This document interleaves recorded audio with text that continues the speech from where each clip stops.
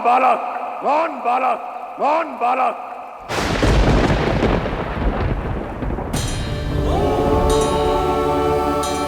बहुत बोल चुके तुम।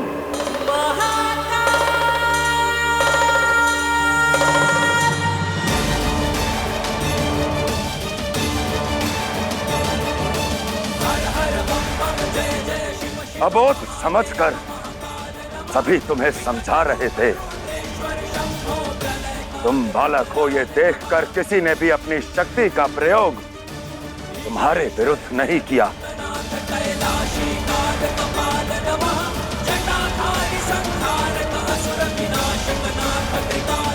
और तुम उद्दंडी उन्हीं का अपमान करने लगे। कैसा उदंड और कैसा अपमान?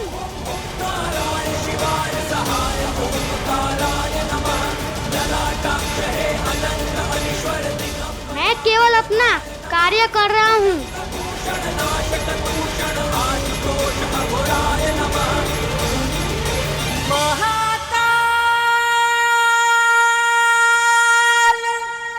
कार्य का निर्वहन करने का अर्थ केवल ये नहीं होता कि बिना सोचे समझे अन्य के कर्तव्य में बाधा डालें।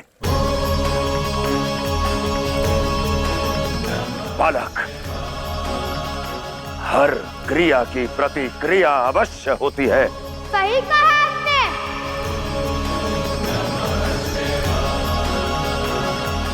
आपने बिना अनुमति भीतर जाने की क्रिया की। मैंने आपको रोक के प्रतिक्रिया की है।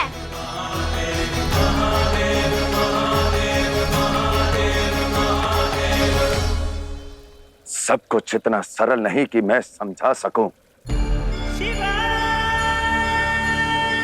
और सब कुछ इतना जटिल भी नहीं कि तुम समझ ना सको।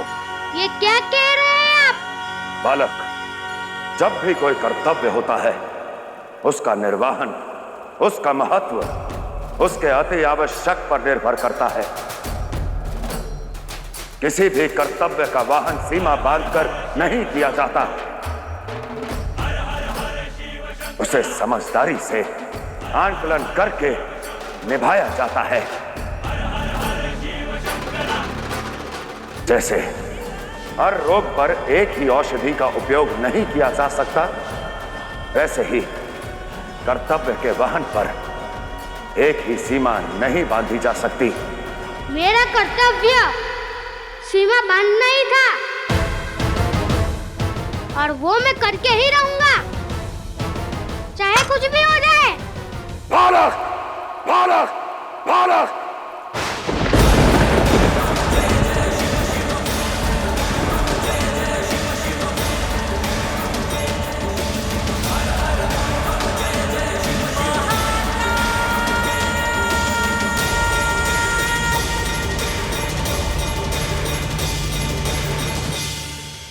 आपको क्या लगता है आपकी उचित ध्वनि से मैं भयभीत हो जाऊंगा?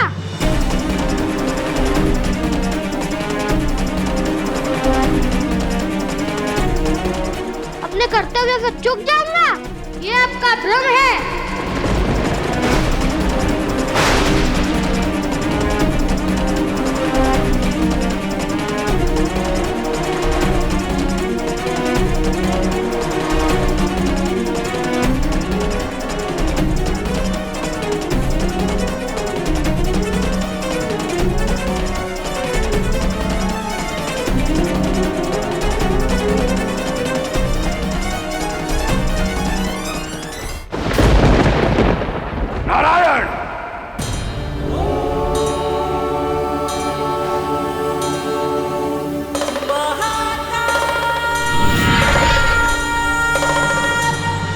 आपको इस बालक में अबोध और बालपन की भावनाएं दिख रही होंगी, परंतु मुझे इस बालक में केवल अहंकार की मूरत दिखाई दे रही है। अहंकार की मूरत दिखाई दे रही है। अहंकार की मूरत दिखाई दे रही है।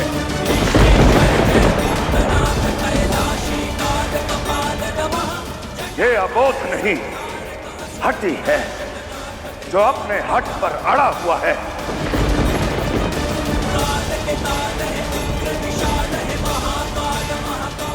कहा मैंने, सभी देवताओं ने, सभी गणों ने, सबने इससे अनुरोध किया, याचना की, अंत में जाकर बल प्रयोग किया, तब भी यह बालक अपनी हट पर अड़ा रहा।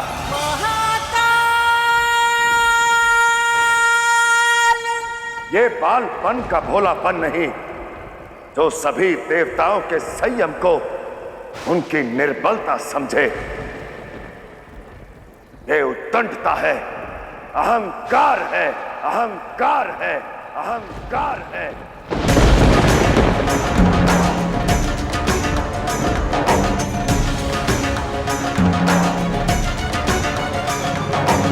बालक, अब भी समय है, हठ को त्याग दो, हम तुम्हें क्षमा कर देंगे।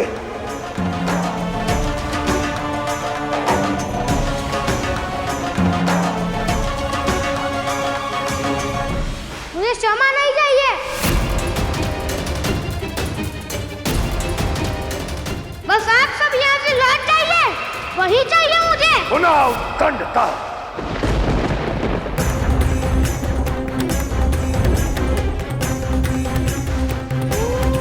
किंतु मैं तुम्हें 3 अवसर अवश्य दूंगा।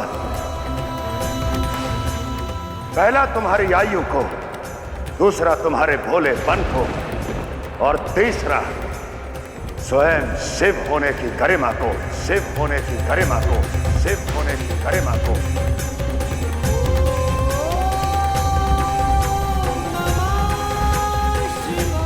तो बताओ, कैलाश चलकर गणों से क्षमा मांगोगे या नहीं?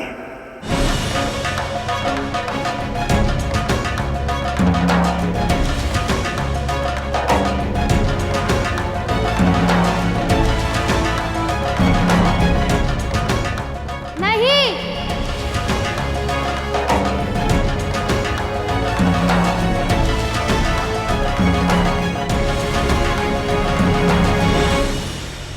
पहला अवसर तुम्हारी आयु के लिए।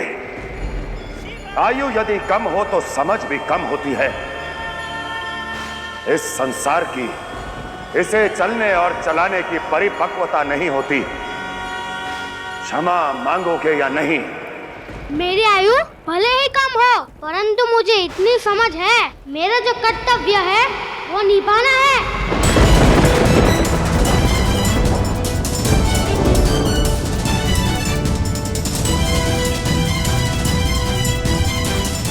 सबके साथ युद्ध में मैंने विजय प्राप्त की है, ना मैं क्षमा मांगूंगा ना ही हंसूंगा। दूसरा अवसर तुम्हारे भोलेपन को। हर हर हर शिव शंभो, हर हर हर शिव शंकरा। बालक, भोलेपन में हम कई बार ऐसे कार्य कर जाते हैं जिनका परिणाम हमें ज्ञात भी नहीं होता। तुम्हारा यही भोलापन तुम्हें ये ज्ञात नहीं होने दे रहा कि तुम में भोलापन कम और अहंकार अधिक है, अहंकार अधिक है, अहंकार अधिक है।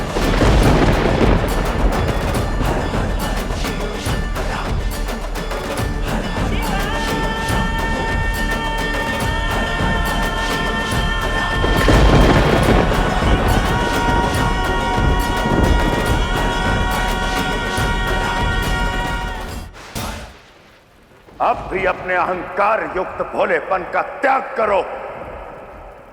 क्षमा मांग लो, क्षमा मांग लो, क्षमा मांग लो।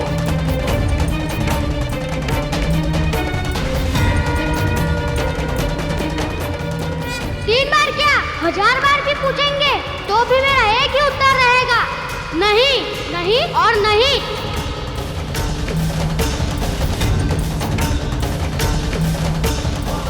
दादी, आपका प्रश्न और प्रयासों का अंत हो गया हो तो चले जाइए यहाँ से। ये मेरी गरिमा है कि अब तक तुम्हारी उद्दंडता का दंड मैंने नहीं दिया है।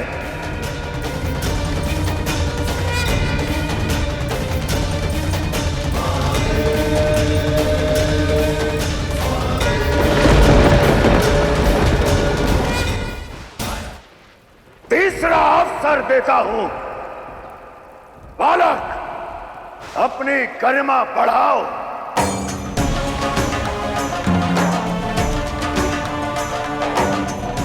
मान जाओ और क्षमा मांग लो। मेरी गरिमा इसी में है कि अब तक मैं आपसे वार्तालाप कर रहा हूँ।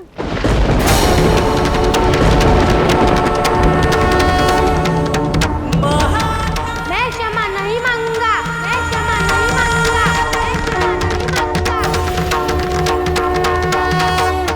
मांगूंगा। उचित है तो दंड के लिए सज्ज हो जाओ, दंड के लिए सज्ज हो जाओ, दंड के लिए सज्ज हो जाओ।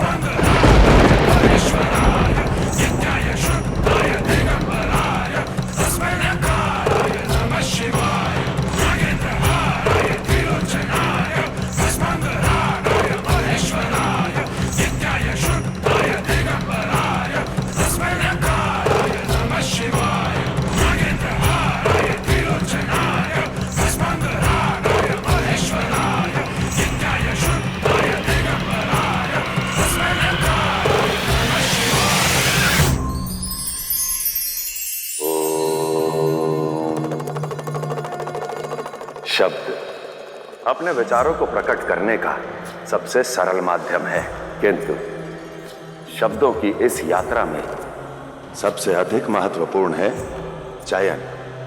उचित शब्दों का चयन। जब शब्द सुंदर होते हैं, भाव निर्मल होते हैं, तब वो सामने वाले व्यक्ति को श्रृंगार की भांति लगते हैं, और जहां शब्द कठोर हो जाएं, भाव कड़े हो जाएं, तो वो सामने वाले को शस्त्र की भांति लगते हैं। इसलिए इस अंतर को समझिए और सदैव उचित वाणी बोलिए।